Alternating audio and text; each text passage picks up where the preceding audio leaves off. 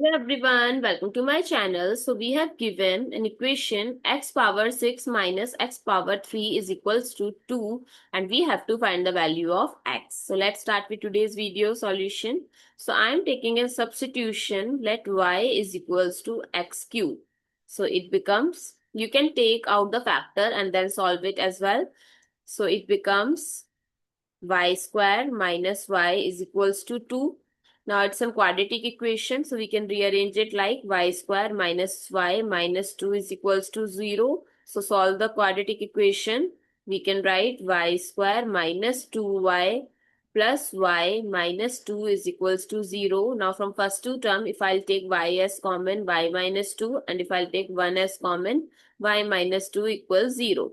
Now y minus 2 as common, so y plus 1 equals 0. So from here y is equals to 2 and y is equals to minus 1. Now let's recall the substitution. So when y is equals to 2, so x cube is equals to 2, x is equals to cube root of 2, which is approximately 1.26. And when y is equals to minus 1, x cube is equals to minus 1, x is equals to minus 1. So the final solution is x is equals to 1.26 or minus 1.